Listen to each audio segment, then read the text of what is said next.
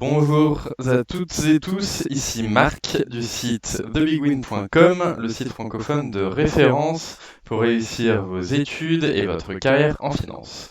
Aujourd'hui, nouvelle vidéo pour aborder un concept financier, plus exactement un type de montage de transactions financières hyper célèbre mais parfois un peu nébuleux, les LBO, abréviation de Leverage Buyout.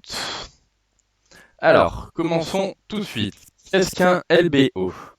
Donc la définition d'un LBO, c'est un montage financier de rachat d'une entreprise avec un très fort effet de levier, c'est-à-dire de recours à de la dette, qui est ensuite remboursée, cette dette, grâce aux bénéfices générés par l'entreprise qui a été rachetée.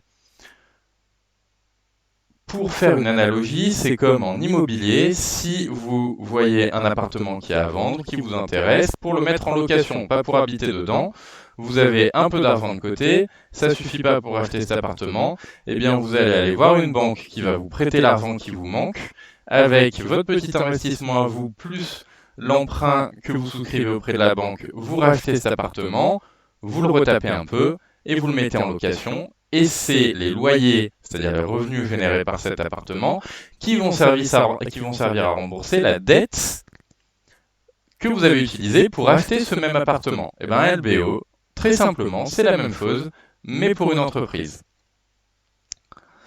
Alors, il y a différents avantages et inconvénients d'un LBO.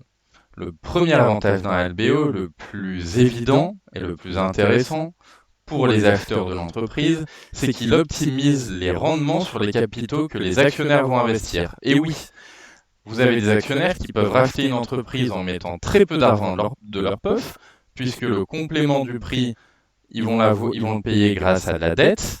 Et donc, si l'opération se révèle rentable, ils auront fait un très gros taux de rendement, une fois la dette remboursée, alors qu'ils auront investi très peu d'argent au début. Je vous rassure, je vous illustre plus tard dans cette vidéo avec des graphiques comment se crée en fait, comment est boosté ce rendement grâce au LBO. Deuxième avantage, c'est que ça permet naturellement un peu d'optimisation fiscale. Rien de mal là-dedans, mais tout simplement, je ne veux pas utiliser de gros mots quand on dit optimisation fiscale, ça peut être très mal vu, mais en fait, dans un LBO, comme il y a beaucoup de dettes, et forcément il y a beaucoup d'intérêts à payer sur cette dette, et les intérêts sont déductibles fiscalement, donc ça permet de payer un peu moins d'impôts, puisqu'on paye beaucoup d'intérêts. Enfin, le dernier avantage le plus évident d'un LBO, c'est qu'il permet à un potentiel repreneur d'une entreprise de pouvoir la racheter même s'il n'a pas beaucoup d'argent. Les LBO sont souvent très mal vus dans l'inconscient collectif parce que effectivement dans l'histoire il y en a qui se sont très mal passés.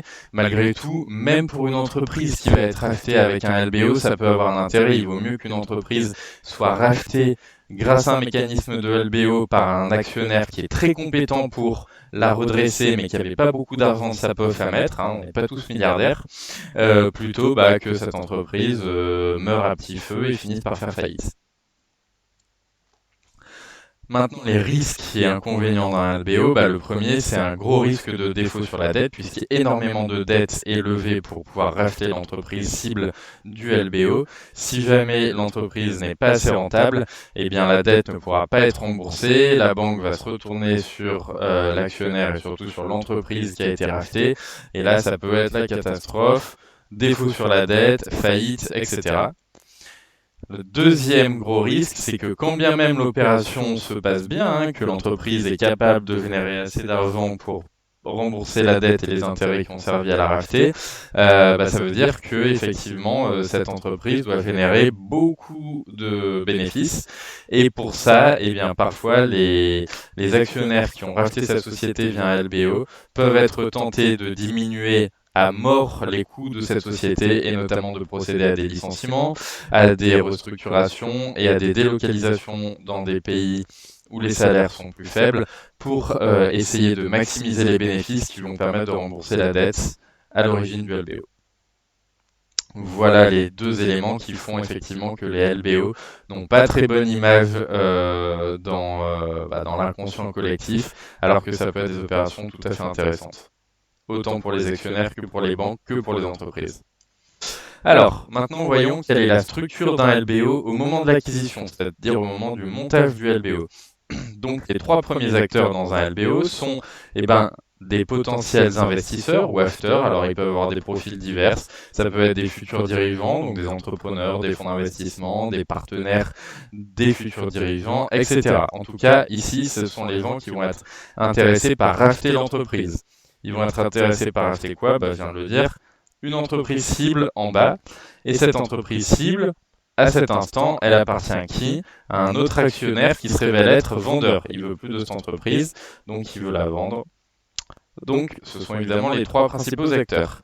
Là-dessus, les investisseurs acheteurs, vu qu'ils ne veulent pas mettre 100% du prix d'acquisition pour acheter l'entreprise eux-mêmes, ils vont chercher une ou plusieurs banques qui vont leur prêter via de la dette les montants qui leur manquent pour acheter l'entreprise cible. Donc là, vous avez le panorama des principaux acteurs. Le dernier acteur, c'est quoi? C'est une holding, puisque les investisseurs acheteurs vont créer une holding dans laquelle ils vont rassembler le capital que eux vont mettre. Donc c'est une minorité du prix d'acquisition de l'entreprise, mais il faut quand même mettre un peu d'argent. Au moins, on considère 20 ou 25% du montant total. Et cette holding va aussi réunir la dette que va apporter la banque prêteuse. Donc la banque prêteuse ne va pas injecter la dette dans l'entreprise cible, mais dans la holding intermédiaire. Une fois que le capital et que la dette sont versés sur les comptes de la holding, la holding, qu'est-ce qu'elle fait? Elle fait son paiement au vendeur pour racheter l'entreprise cible. Donc elle rachète tout simplement 100% en général du capital de l'entreprise cible au vendeur, c'est-à-dire à l'actionnaire historique. Et enfin, une partie du capital et de la dette qui ont été injectés dans la holding, en général, on fait en sorte que tout ne soit pas dépensé pour racheter l'entreprise auprès du vendeur, qu'il en reste un peu pour pouvoir investir quand même dans l'entreprise cible, histoire de pouvoir la restructurer de manière à ce qu'elle soit plus performante. Maintenant, voyons la structure du LBO. Une fois l'acquisition terminée, c'est-à-dire au moment des différents des rendements en fait, donc des années successives qui vont suivre l'acquisition. Donc on retrouve les principaux acteurs qui possèdent l'entreprise cible ou qui ont prêté l'argent, donc les investisseurs qui ont racheté l'entreprise cible, la banque prêteuse qui a fourni la dette, la holding intermédiaire et l'entreprise cible. Le vendeur, quant à lui, je l'ai mis, mais en fait, il n'a plus rien à faire dans l'histoire, puisque lui, il a empoché son argent, il a vendu l'entreprise, maintenant il est de côté, il n'existe plus. Je l'ai mis sur la slide pour rappeler sa présence précédente, mais il n'est plus dans l'affaire. Et donc, à la fin de chaque année, ce qui va se passer, c'est que l'entreprise cible, si elle arrive à générer des bénéfices, va remonter des dividendes à la holding intermédiaire. Cette holding intermédiaire va se servir du cash de dividendes qui est remonté pour rembourser petit à petit la dette et les intérêts à la banque prêteuse qui a fourni le prêt initial. Et s'il reste encore un peu de sous, elle va payer encore des petits dividendes aux investisseurs et acheteurs de l'entreprise cible. En général, si je devais rajouter quelques commentaires sur ce montage, c'est que les premières années, l'énorme partie des dividendes qui sont remontés par l'entreprise cible va servir à rembourser l'intérêt et le capital à la banque qui a prêté les fonds au début. En général, ces banques demandent à ce que les investisseurs ne puissent pas se verser cette partie des dividendes avant que la totalité ou une immense partie de la dette ait été remboursée. Ils veulent que la dette soit remboursée le plus vite possible avec les intérêts pour prendre le moins de risques possible. Donc voilà le schéma. Enfin, dernière parenthèse, il arrive aussi que dans certaines structurations, une fois que le montage initial a été fait, que finalement l'entreprise cible absorbe la holding, que les deux fusionnent, pour qu'en fait, in fine, ce soit plus simple, la dette soit portée directement par l'entreprise cible et que cette entreprise cible remonte des dividendes en direct aux investisseurs actionnaires et rembourse en direct les banques prêteuses en capital et en intérêt sans passer par l'étape intermédiaire de holding. Là, sur ce schéma, vous avez le schéma un peu académique, basique d'un LBO, mais il peut évoluer au fur et à mesure du temps. Donc maintenant, je vous l'ai promis, je vous ai illustré avec des graphes que je vais vous montrer la rentabilité énorme que peut permettre un LBO avec l'effet de levier. Et notamment, une fois que l'entreprise a été restructurée et qu'elle est dans le futur à nouveau vendue à de nouveaux actionnaires. J'ai fait 2 scénarios. Donc le premier scénario qui est dans le cas où l'investissement initial pour acheter les parts d'entreprise et pour investir soit 250 millions d'euros. On va partir du principe que les actionnaires sur les 150 millions d'euros nécessaires apportent 50 millions d'euros, donc un tiers des besoins, que les 100 millions d'euros restants sont apportés en dette par les banques. Au fur et à mesure du temps, l'entreprise grossit, etc. Et à la fin, mettons que 10 ans plus tard, il y a encore un nouvel investisseur qui soit prêt à acheter à son tour cette entreprise. Imaginons qu'entre-temps, l'entreprise, elle ait juste bien fonctionné, mais que pour autant, sa valorisation soit toujours du même montant, c'est-à-dire 100 millions d'euros. Je dis 100 millions d'euros, bien que l'investissement de départ soit 150, parce que n'oubliez pas, sur les 150 millions d'euros initiaux, on a dit qu'il y en a 100 qui ont servi à racheter l'entreprise et 50 qui ont permis à faire des investissements dans cette entreprise, acheter des nouvelles machines plus performantes, etc. etc. Mais le LBO initial, la transaction pour acheter l'entreprise, c'était que 100 millions d'euros. Donc imaginons que 10 ans plus tard, cette entreprise soit à nouveau vendue 100 millions d'euros. On pourrait penser qu'en fait, les actionnaires qui ont fait le LBO, ils font pas de plus-value, parce qu'ils ont acheté 100 millions d'euros l'entreprise, ils la revendent 100 millions. Et vous allez voir qu'en fait, ils font une plus-value énorme, grâce à l'effet de levier du LBO, grâce à la dette. Pourquoi ? Mais parce qu'en fait, 10 ans plus tard, si la totalité de la dette a été remboursée aux banques qui ont prêté au départ du LBO, les banques, elles ont récupéré leurs 100 millions d'euros de dettes initiaux, le capital. Elles ont récupéré, mettons, à un taux d'intérêt quelconque, 25 millions d'euros d'intérêt. Donc les banques, elles avaient mis 100, elles partent avec 125, grâce aux intérêts. Le fonds, lui, maintenant, il possède 100% du capital de cette entreprise. Et donc, si elle est vendue 100 millions d'euros, il se met 100 millions d'euros dans la poche. Donc, dans notre schéma, il avait mis 50 millions d'euros au départ. Il repart avec 100, alors que l'entreprise a toujours la même valorisation. Il fait du x2.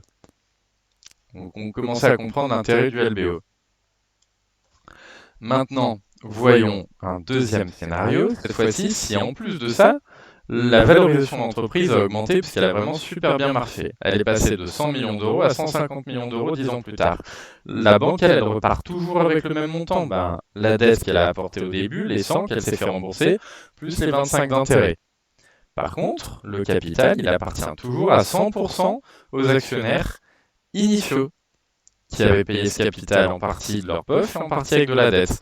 Et donc, 10 ans plus tard, s'ils vendent le 100% du capital de cette entreprise, qui est non plus valorisée à 100 millions d'euros, mais à 150 millions d'euros, ils se mettent 150 millions d'euros dans la poche. Au début, ils avaient apporté 50 de leur poche, ils repartent avec 150. Ils ont fait du x3. Alors que la valorisation de l'entreprise, elle n'a pas été multipliée par 3, elle a seulement fait plus 50%, de 100 à 150. Donc voilà, avec ces 2 exemples, je pense que vous voyez de manière flagrante l'effet sur la rentabilité que peut avoir un LBO grâce à l'effet de levier, leverage dans le leverage buyout permis par la dette. Donc voilà pourquoi énormément de fonds d'investissement et énormément d'investisseurs passent par des LBO pour racheter des entreprises. Voilà, c'est fini pour cette vidéo. N'oubliez pas que sur notre site thebigwin.com, vous pouvez télécharger tout notre contenu avancé, des guides pour vous préparer à vos entretiens en finance, que ce soit pour les questions FIT ou les questions techniques, mais aussi des guides pour apprendre à modéliser sur Excel et VBA en finance, et enfin des fiches de révision, que ce soit en corporate finance, gestion d'actifs, risques, mathématiques financières, et bien d'autres sujets. À très vite pour une nouvelle vidéo.